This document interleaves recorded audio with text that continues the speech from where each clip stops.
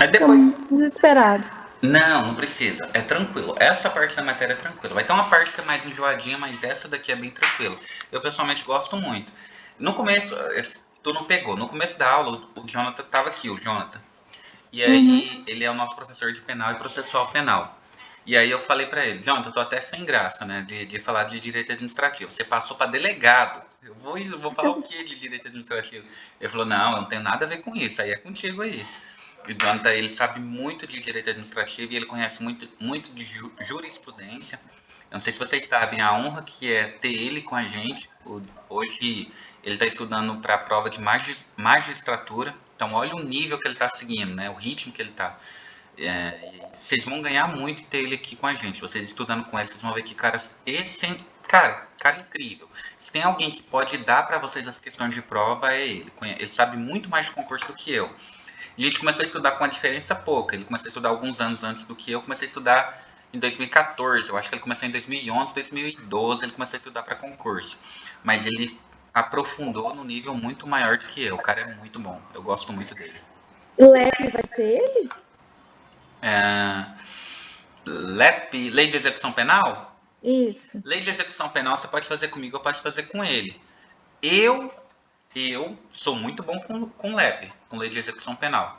Eu nunca vi ele dar aula de LEP. Tenho certeza que ele conhece, até porque ele trabalha em área policial, tenho certeza que ele conhece LEP, até porque estudou jurisprudência, enfim, ele estudou magistratura. Mas aí, como a sua é muito específica, a gente pode fazer com ele ou comigo, aí fica a seu critério. Beleza? Beleza. Porque eu tô fazendo, igual eu tinha te falado, exatamente pra Polícia Penal, que é o meu sonho. Meu esposo é policial penal, na verdade, né? Aham. Ele é policial penal, talvez até conhecer, já morou em Rio Verde aí, já coordenou o presídio aí. Talvez Qual vocês que é o até nome conhecem dele? ele. Jonathan Marques. Cara, às vezes ele tava no presídio quando eu não tava lá mais. Eu fui VPT no presídio em Sério? 2000. Aham. Só que 2000. eu vou te falar, eu decidi polícia penal, eu tô mais assim, pra mostrar que eu dou conta, porque ele acha que eu não dou conta, mas eu tô fazendo tudo sozinha, que eu vou mostrar que eu dou conta, uma porque meu sonho e outro que eu quero mostrar. Que ele é concursado desde os 17 anos de idade, passou dos 17 subiu com 18, né? Então, Nossa. foi superintendente, ele, então por isso que vocês devem conhecer, foi superintendente. Hum. Aí agora ele tá aqui em Caldas, tá no JIT, tá em Caldas Novas. Show de bola. JIT é meu sonho. Se acaso. Eu não sei se eu ainda quero área policial, mas se eu entrasse, eu queria o JIT ou o GOP. Já vai entrar, É. entra de cabeça. Vai fazer, já faz. Mas eu quero passar sem ele, entendeu? Eu quero provar para mim mesmo que eu dou conta. Eu quero sem ele. Eu quero. Tanto é que eu tô fazendo meus. Correndo atrás e nem tá sabendo. Eu quero saber, passar sem ele mesmo. Eu quero ver que eu sou capaz. Mariana, uma dica que eu vou te dar, para você que está começando a pegar matéria agora, é você Uhum. começar em constitucional e administrativo, até antes de afundar em execução penal. Uhum. Porque muita coisa começa a fazer sentido para você quando você estuda constitucional e administrativo. Primeiro de tudo, eu falo que até antes de você estudar penal, é legal você pegar constitucional e administrativo. Porque é uma base muito boa. Te faz entender muito o sistema, né? Pessoa jurídica de direito público, direito privado, a noção que você tem que ter de Estado, a formação de Estado, fontes do direito, essas coisas assim, tu consegue ficar muito bom. E se acaba chegando numa questão de prova, você tiver que chutar a resposta, mas você tem uma base muito boa com constitucional administrativo, você consegue eliminar a que está errada, né? E aí fica Uhum. confuso ali que você vai chutar. Entendi. Beleza? Não, perfeito. Perfeito. Deixa deixa eu compartilhar aqui com vocês, só para a gente terminar de falar desse assunto, que Tá. é muito importante, que é os princípios implícitos da administração pública, tá? Dos princípios implícitos,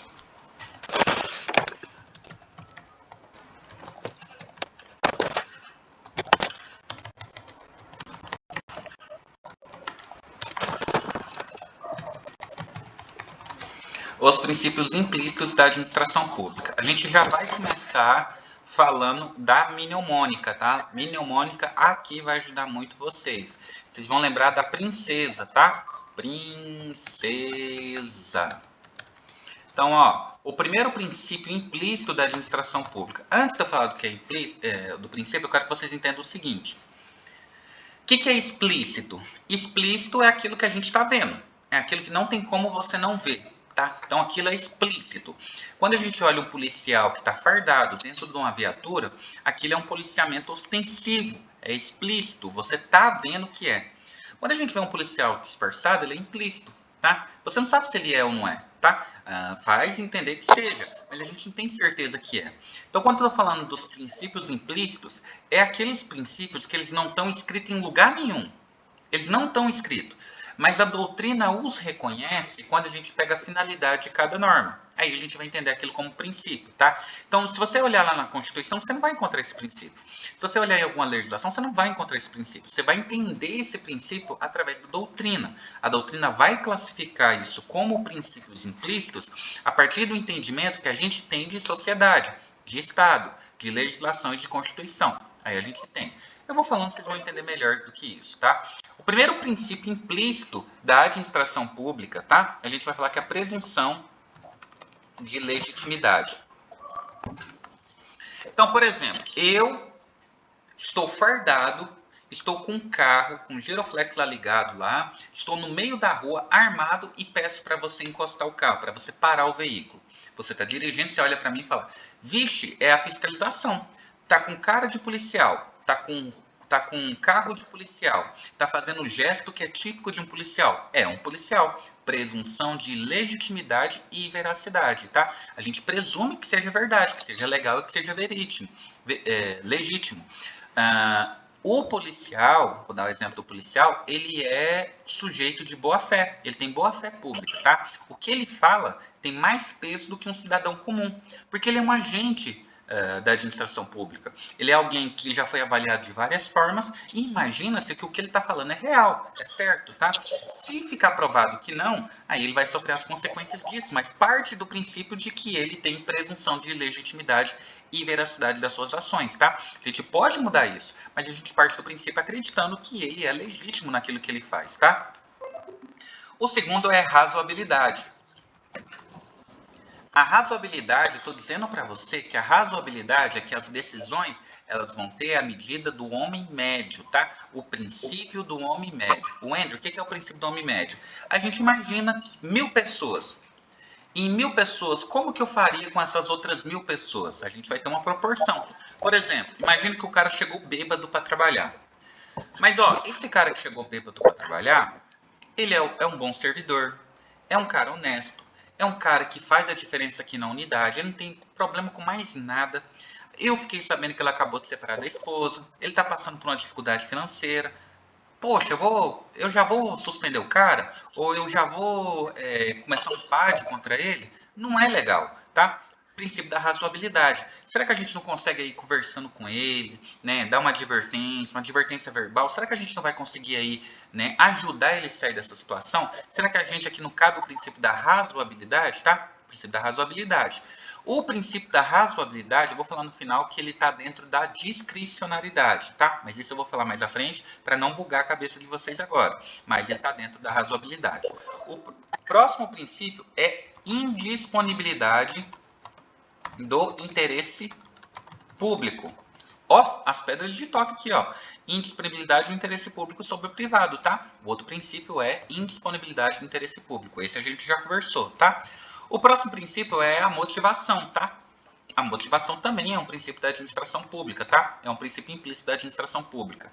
Tudo que você for fazer tem que ter um motivo por que você está fazendo aquilo. Saqueia uma arma, imagina que eu virei policial, tô com uma Glock na cintura. O sujeito vem, eu saco uma arma e coloco na cabeça dele. Por que eu tô fazendo isso? Qual que é o motivo que está me levando a fazer isso? O que justifica eu estar fazendo isso? Qual que é a motivação que eu tenho para fazer isso?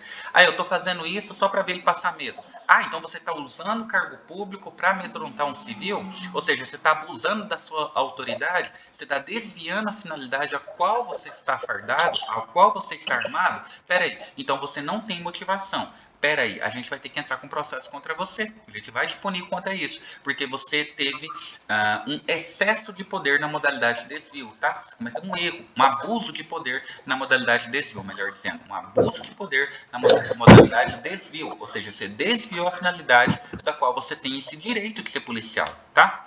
Essa é Essa é a motivação. O próximo princípio é o princípio da continuidade do serviço público. Também é um princípio implícito à administração pública.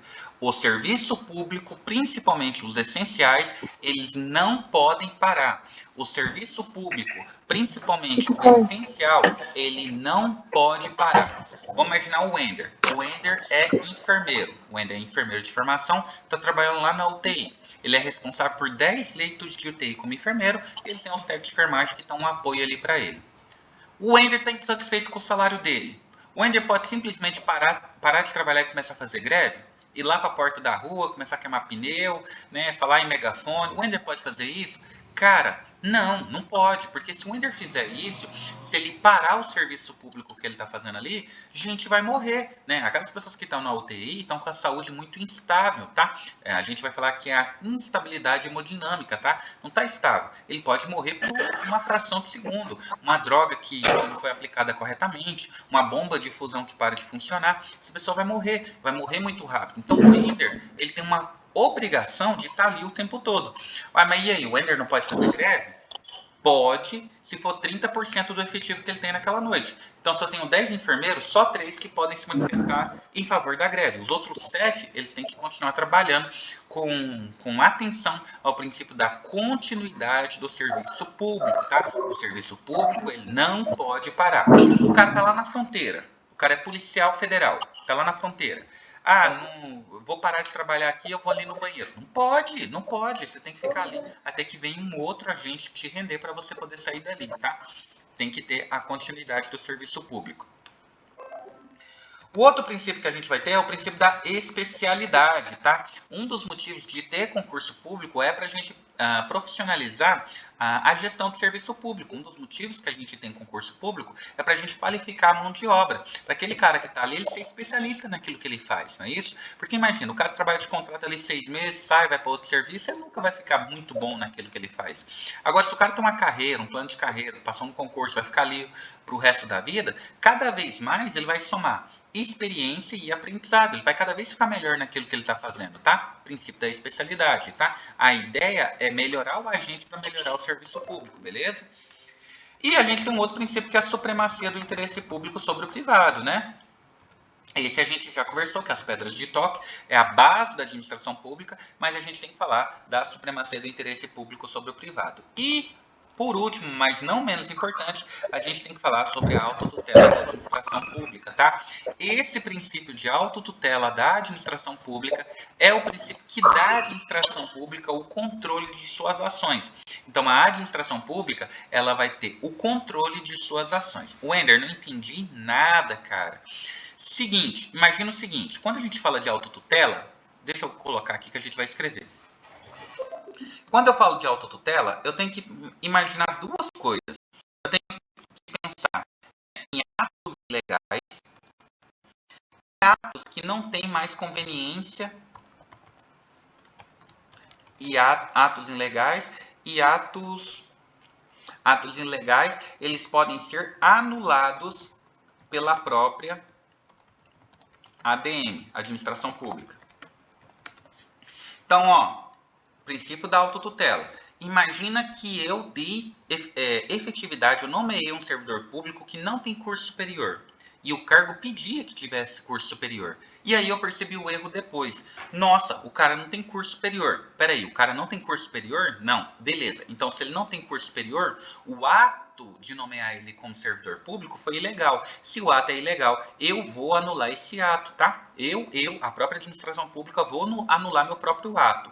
Quando eu anulo o meu próprio ato, e isso é importante, quando eu anulo o meu próprio ato, a gente vai ter o princípio aqui que a gente chama de ex tunc, tá? Quando eu anulo o meu próprio ato, a gente vai ter o princípio que é o chamado ex tunc, aonde causa efeitos no tempo, tá? Ex tunc.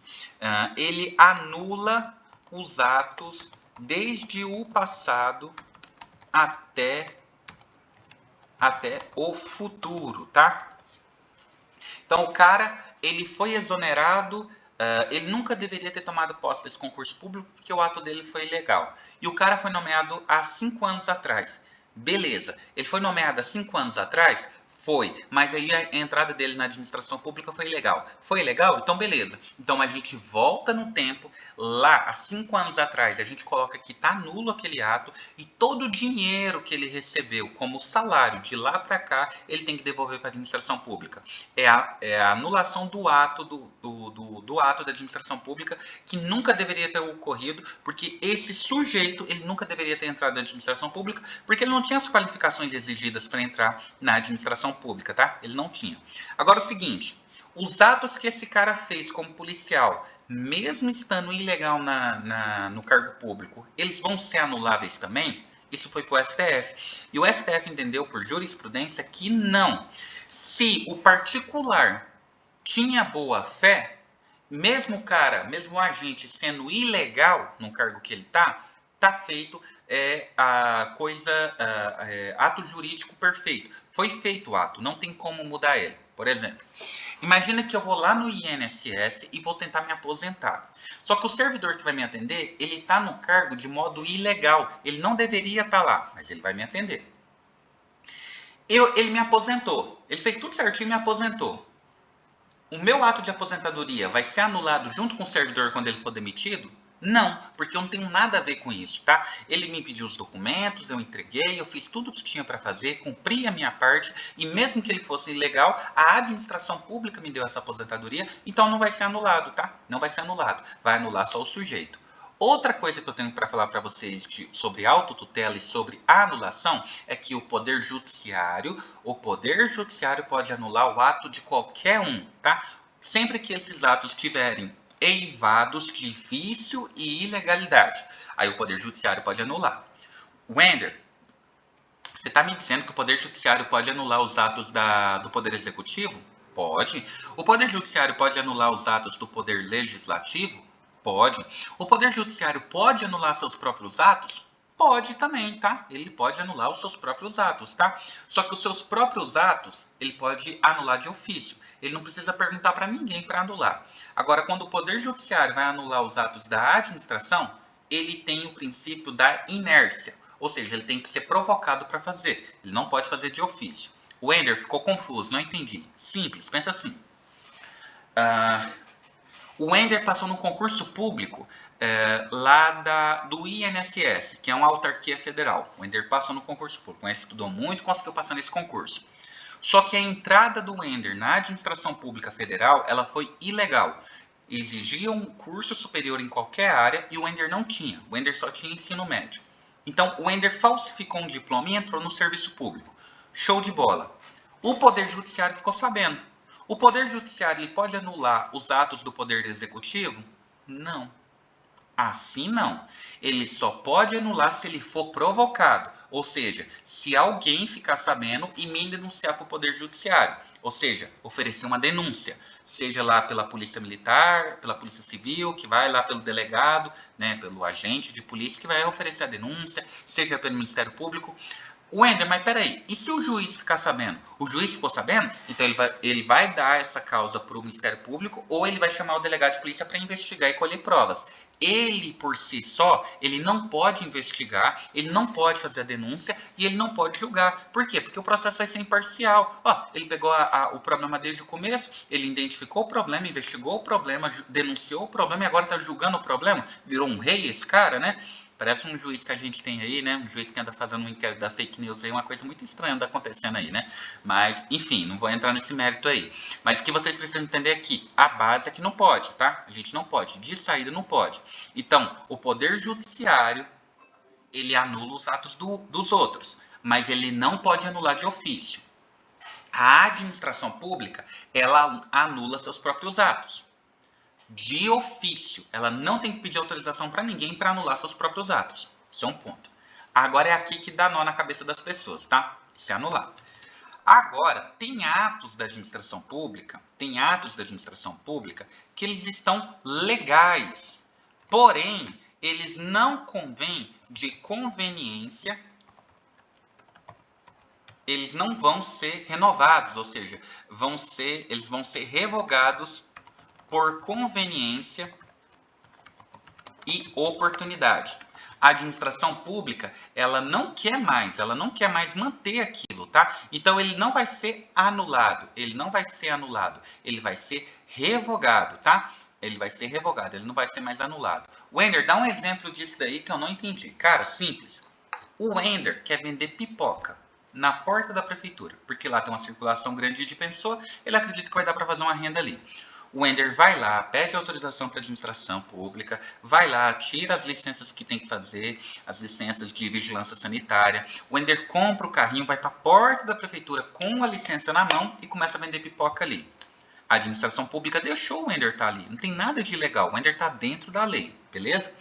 Só que ali, ó, começa a juntar muito lixo, começa a juntar pássaro, barata, rato, por conta da sujeira que está virando ali por conta desse alimento. A administração pública olha para isso e fala, cara, isso aqui já não é mais interessante, porque agora a gente está traindo, né, pestes urbanas, a gente está traindo para a prefeitura, e a prefeitura está ficando feia, a frente da prefeitura, a estética da prefeitura, né, quem vem de fora visitar está olhando para isso aqui, está com vergonha, né, a gente não pode deixar isso. Ó, então eu vou tomar uma decisão, não está ilegal, mas a administração pública, por conveniência e oportunidade, vai revogar esse ato porque ele não me atende mais. Não me atende mais. Não atende mais o interesse da administração pública. Não está ilegal. Não está ilegal. Está legal, está tudo certo. Só que a administração pública vai cortar isso porque não compensa mais. Não é mais interessante. Agora vamos lá. O poder de autotutela... Deixa eu voltar aqui. O poder de autotutela dá para a administração pública o direito de anular ou revogar os seus próprios atos. O poder de autotutela dá o poder para a administração pública de revogar e anular os seus próprios atos. Ela não pede autorização para ninguém.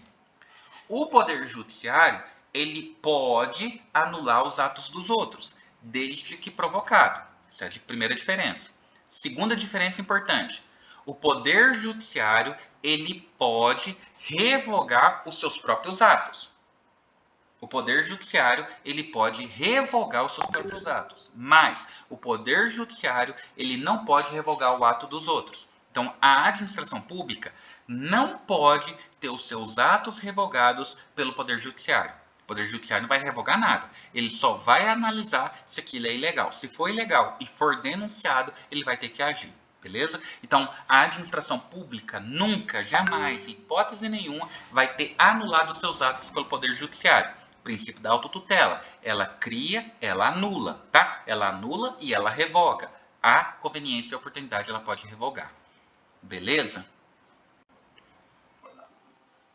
Então, ó, eu vou fazer 5 questões com vocês. Deixa eu só voltar aqui.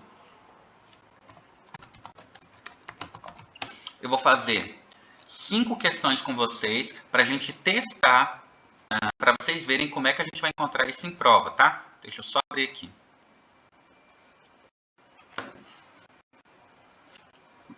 Só respondam para mim se vocês estão vendo as questões aí no computador de vocês.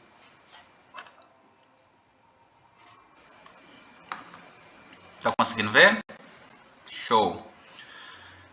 ADM Tech, princípios da administração pública, tá? Prova desse ano, ó, 2024, prova boa para a gente analisar.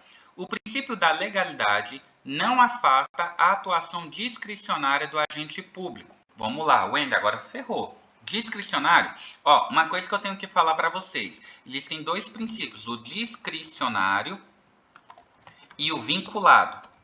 O princípio vinculado é o Wender tem que fazer, querendo ou não, o Wender tem que fazer aquilo. O Wender como agente público, ele tem que fazer. Eu tô vendo eu sou um policial e eu tô vendo um sujeito com uma arma de fogo de uso restrito às forças policiais. Pera aí, ele tá com arma de fogo de uso restrito? Ele não é policial? Não tem outra, é prisão. Então eu estou obrigado, vinculado a realizar, desde que eu tenha os meios necessários para efetivar aquela prisão, eu tenho a obrigação de fazer valer a justiça e ir lá e prender esse cara. Eu tenho um poder vinculado, eu estou no poder vinculado. Eu tenho que fazer. Quer eu queira, quer não. Lembra lá da indisponibilidade do interesse público, tá? Eu tenho que fazer. Agora vamos para o discricionário. O que é o discricionário? O Wender tem que dar uma suspensão para o Ademar. A suspensão vai de 5 a 10 dias. O Wender pode dar 5 dias de suspensão? Pode. O Ender pode dar 6 dias? Pode. 7? Pode. 8? Pode. 9? Pode. 10? Pode. 11? Já não pode. Tá? Então, a discricionariedade é o poder que a gente tem de tomar uma decisão, de escolher entre 5 e 10. Ele pode escolher, tá? Ele tem uma margem de escolha pequena, mas ele tem uma margem de escolha, tá? A gente vê isso muito com o juiz quando ele faz simetria de pena. O juiz federal, o juiz estadual, quando ele vai tomar uma decisão de suspensão, prisão, detenção, seja lá o que for, ele tem o princípio discricionário de tomar a decisão embasada, fundamentada, do prazo que ele vai colocar lá. Só que o juiz ele vai usar o critério do homem médio. Esse cara está fazendo isso pela primeira vez? Isso é um atenuante. Esse cara é honesto? Outra atenuante. Esse cara tem um emprego registrado, uma carteira? Esse cara tem filho? Outra atenuante, tá?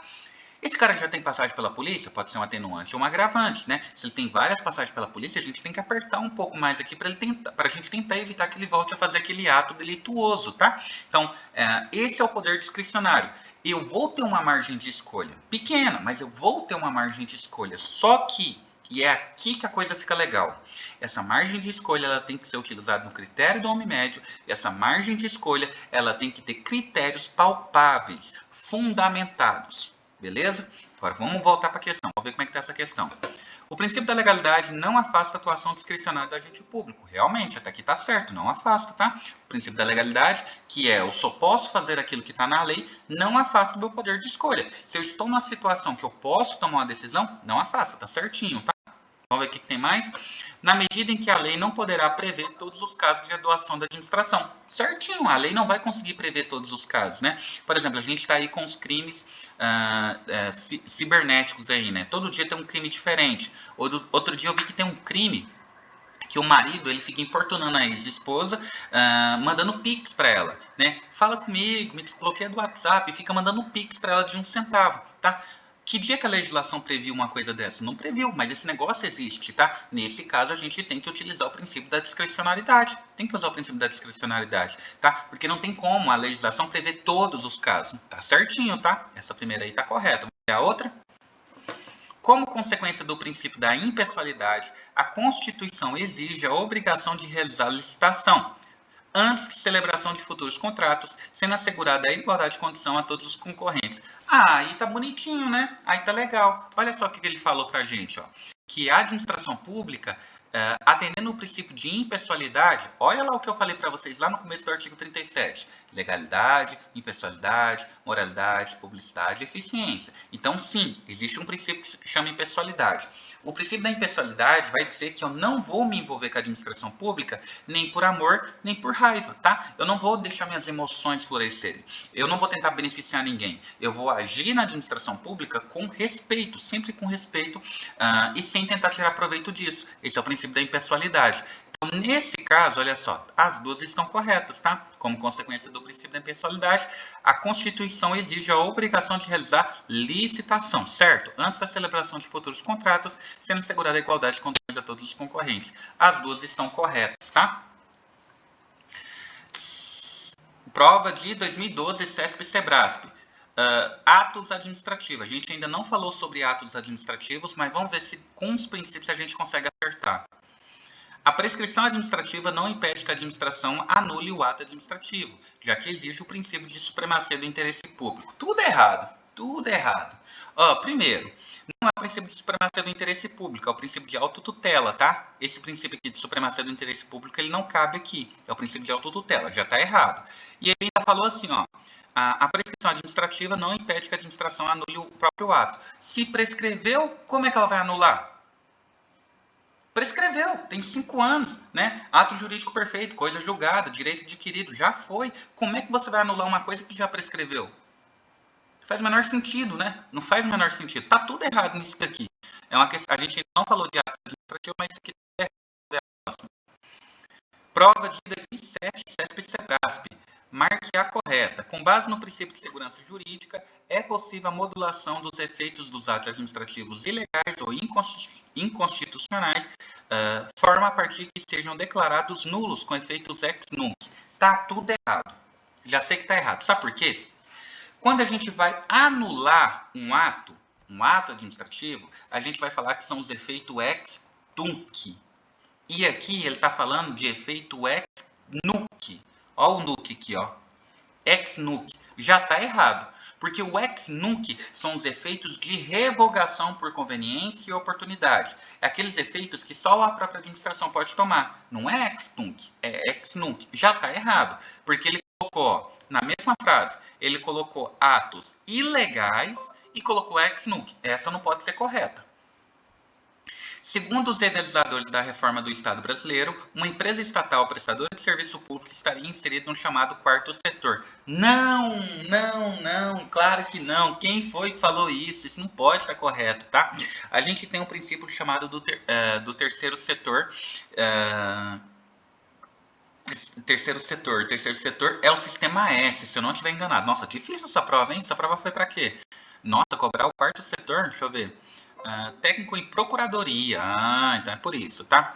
Não, essa daqui não está correta, mas vamos deixar ela. Vamos olhar a próxima. Órgãos independentes são os que se localizam na cúpula da administração